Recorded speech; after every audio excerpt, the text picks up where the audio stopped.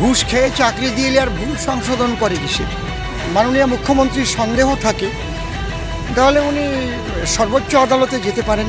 ওরা শুধু বলে নেই কে এই নেতা আমাদের কাছ থেকে এত লক্ষ করে টাকা নিয়ে আমাদের চাকরিতে ঢুকিয়েছিল, চটচর করে টাকাগুলো আমরা বের করে দেবো সুদে আসলে। এবং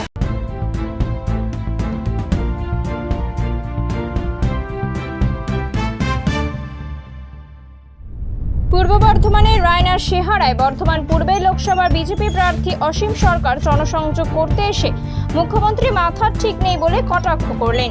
দিলীপ ঘোষের সঙ্গে একইভাবে সুর মেলালেন অসীম সরকার। চাকরিহারাদের সঙ্গে নিয়ে যারা ঘুষ নিয়েছে তাদের কাছ থেকে টাকা ফেরত আনার বার্তা। ঘুষকে চাকরি দিয়ে ভুল সংশোধন করে কিসের? যেটা আদালতের রায়, উচ্চ আদালতের রায়, সেই রায়ের বিরুদ্ধে আমরা কেউ কথা বলতে পারি না। এরপর যদি মাননীয় মুখ্যমন্ত্রীর সন্দেহ থাকে তাহলে উনি সর্বোচ্চ আদালতে যেতে পারেন। অনেকবার গেছেন এবং এই ব্যাপারে সর্বোচ্চ আদালত থেকে আবার হাইকোর্টে পাঠিয়ে দিয়েছে।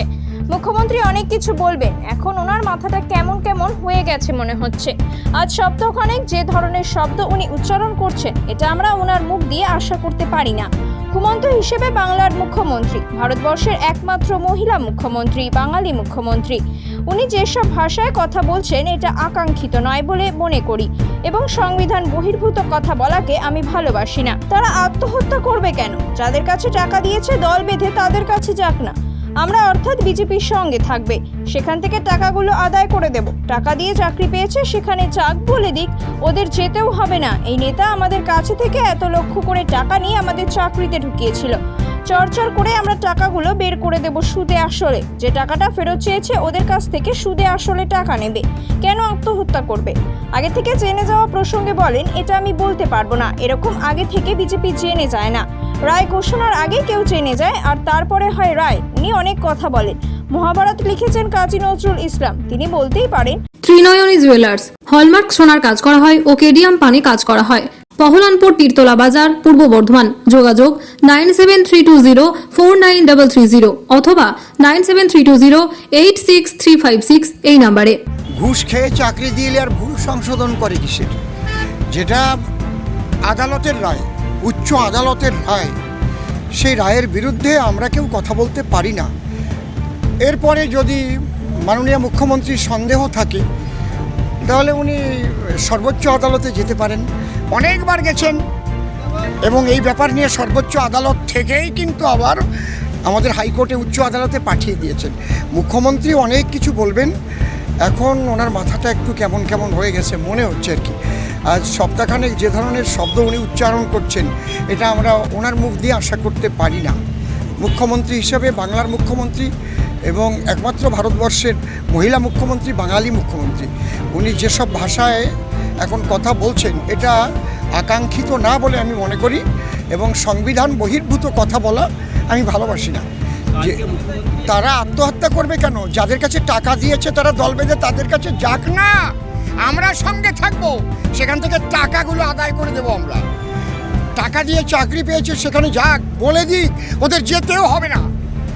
ওরা শুধু বলে দিই কে এই নেতা আমাদের কাছ থেকে এত লক্ষ করে টাকা নিয়ে আমাদের চাকরিতে ঢুকিয়েছিল, চটচর করে টাকাগুলো আমরা বের করে দেবো সুদে আসলে। এবং ওই যে টাকা ফেরত যেটা চেয়েছে দেখবেন ওদের কাছ থেকে তারপর সুদে আসলে টাকা নেবে। কেন আত্মহত্যা করবে? টাকা দিয়ে এইবার আমি ডাকাতি করলাম, ডাকাতি করে ধরা পড়লাম, আমাকে এইবার জেল খাটতে হবে। যদি বলে আমি আত্মহত্যা করবো, আমাকে কেন জেলে দেবে? এটা কোনো মানে হলো নাকি? বলছেন যে আগের দিনই বিজেপি জেনে গেছে যে কি রায় হবে, তাই নিয়ে একটা জনবিস্ফোরণ। এইটা আমি বলতে পারবো না, এরকম বিজেপি জেনে যায় না। এরকম রায় ঘোষণার আগে কেউ জেনে যায় আর তারপরে হয় রায়। উনি অনেক কথা বলেন, উনি বলেন যে মহাভারত লিখেছেন কাজী নজরুল ইসলাম, তাহলে তিনি বলতেই পারেন। নমস্কার। একটা তৃণমূলের রায় পূর্ব বর্ধমান লোকসভা কেন্দ্রের প্রার্থী এসেছিলেন, উনি বলছেন যে শুভেন্দু বিস্ফোরক যে বোম ফাটানোর কথা বলেছিলেন এইটা তার সাজানো কথা, কি বলবেন? কিসের বিস্ফোরক বোম? বলেছিলেন যে এটা এখনো বোম না তো, এটা তো ছোট্ট একটা বাজি ফেটেছে, বোম সামনে ফুটবে। আপনি ভুল করছেন, কারণ কত হাজার যায় সেটা দেখুন না। প্রত্যেকটা দপ্তরে দুর্নীতি হয়েছে বাবা।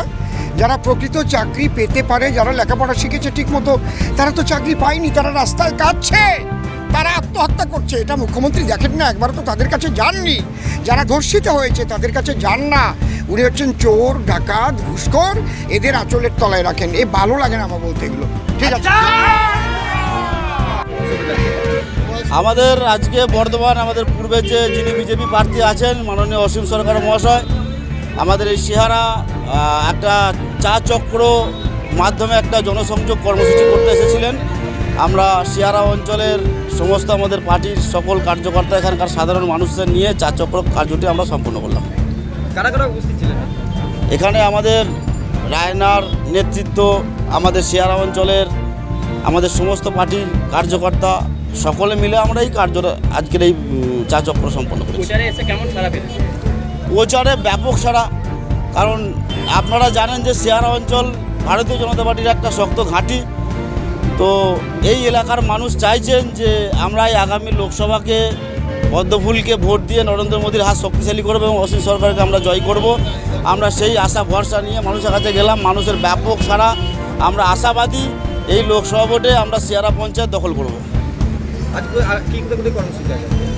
আজকে এই সিহারা অঞ্চলের চা চক্র বাদেও আমাদের রায়না 2 নম্বরে, আমাদের উচালন, বুলচন্দ্রপুর, আমাদের মিরেবতা, আমাদের ওইদিকে লোহাই, কাইতি, প্রত্যেকটা জায়গায় আমাদের প্রার্থীর পথসভা আছে। তো সেখানে উনি এখান থেকে আমাদের কার্যক্রমটি সম্পন্ন করে গেলেন, আমরাও সকলে মিলে সেই কার্যক্রমে যোগদান করব। শেয়ারা বাজারের উদ্দেশ্যে উনি একটি বার্তা দিয়ে গেলেন যে এখানকার মানুষের যা অসুবিধা সমস্যা আছে বা এখানকার তৃণমূল যে সেভাবে কাজ করেনি, আমাদের প্রধানমন্ত্রীর যে সমস্ত স্কিমগুলো আছে সেইগুলো আগামী দিন উনি জিতে যাওয়ার পর এখানের সেই প্রধানমন্ত্রীর যতগুলো আমাদের স্কিম আছেন এখানে মানুষের স্বার্থে সেগুলো এখানে সম্পন্ন করবেন আর মানুষের পাশে থাকবেন, এইটুকু বার্তা আমাদের দিয়ে গেছেন। আমার নাম সুভাষ পাত্র, আমি রায়না বিধানসভার বিজেপির কনভেনার। রায়না থেকে বলরাম সাহা, রাজিবুল হক মন্ডল ও তথাগত সরকারের রিপোর্ট, কৃষক সেতু নিউজ বাংলা। ভাত ছাড়া বাঙালির দিন চলে না। আমিষ হোক বা নিরামিষ, যে কোনো পদের সাথেই চাই ধোয়া ওঠা গরম ভাত। আর সেই ভাত যদি হয় বাসন্তী গোল্ড চালের, তাহলে তো কোনো কথাই নেই। বাসন্তী গোল্ড নামেও শোনা, রূপেও শোনা। সুস্বাদু ঝরঝরে ভাত খেতে বাড়িতে আনুন বাসন্তী গোল্ডের মিনিকেট, 1010, করিশ্মা, বাঁশকাঠি এবং রত্না সহ বিভিন্ন ধরনের উন্নত মানের চাল। আমাদের ঠিকানা মা বাসন্তী রাইস মিল, মিরপুর, উচালন, পূর্ব বর্ধমান। আমাদের যোগাযোগ নম্বর 6296406470। আমাদের আরও একটি যোগাযোগ নম্বর হলো 9475740509। মনে রাখবেন, মা বাসন্তী রাইস মিল।